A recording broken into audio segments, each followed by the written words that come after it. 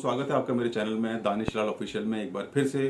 और आज हम बात करेंगे एक बहुत ही इंपॉर्टेंट डिस्कशन कि कौन से आदमी की बुद्धि सबसे अच्छी होती है या कौन सी बुद्धि होती है जो सबसे अच्छी होती है। तो बुद्धि तीन तरह की होती है।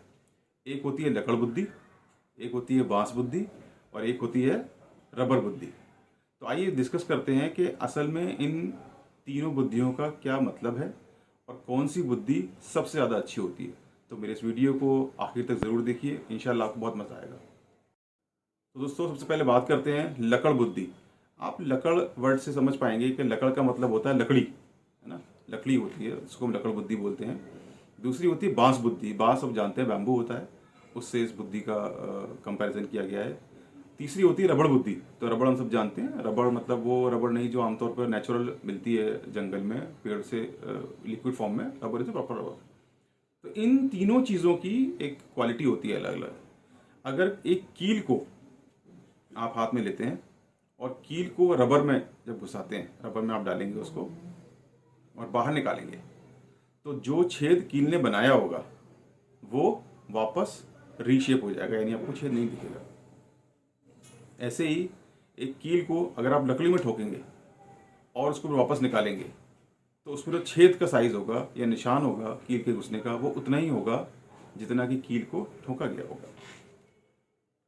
अब बांस के बारे में बात करते हैं। बांस को जब आप चीरेंगे, यानी बांस में जब आप कील लगाएंगे, तो वो सिर्फ उस जगह से नहीं फटेगा बल्कि ज़्यादा जगह से फट जाएगा।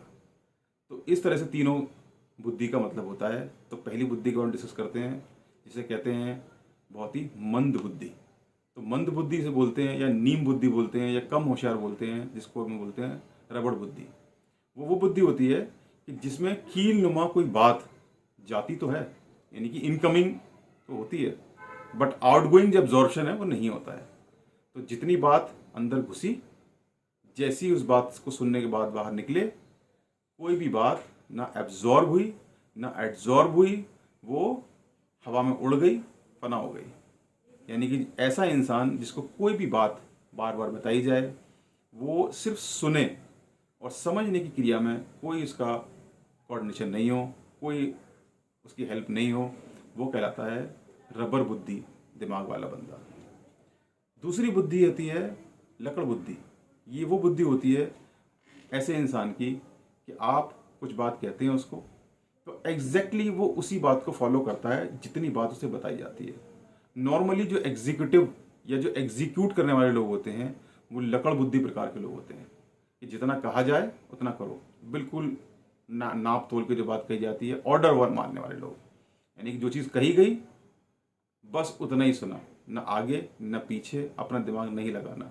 तो मेजरली ये लोग जो होते हैं ये एग्जीक्यूट करने में, रंगरूट के तौर पर फ्रंट पर काम करने में इनको हेल्प बताया जाता है। They are less informative in terms of becoming developing as a manager. तो ये वो दो लोग होते हैं जो बेसिकली सिर्फ एग्जीक्यूट करते हैं। दे आर कॉल्ड लकड़ बुद्धि। थर्ड जो बुद्धि है वो कहलाती है बांस बुद्धि। जैसे मैंने बताया था आपको कि अगर कोई कील नुमा कोई बात अगर आप लगाते हैं बांस में, तो वो न सिर्फ उस जगह से फटता है बल्कि आगे पीछे भी फट जाता है, चिर जाता है। इसके लिए अंग्रेजी में हमें एक मुहावरा होता है, अ वर्ड और अ वाइज, यानी अक्लमंद को इशारा काफ़ी।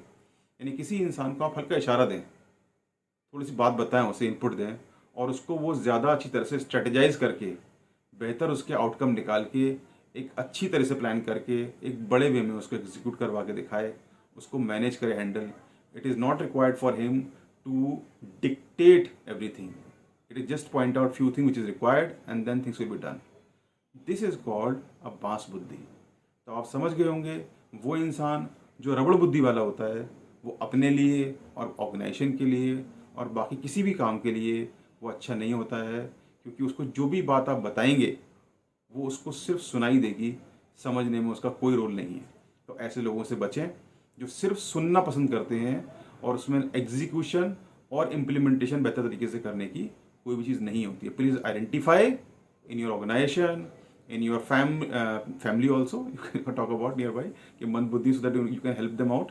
अगर फैमिली, इमीडिएट फैमिली में भी हैं, रिलेटिव भी हैं, तो वहाँ पर उनकी you can help it out and understand कि कितनी बात करनी है।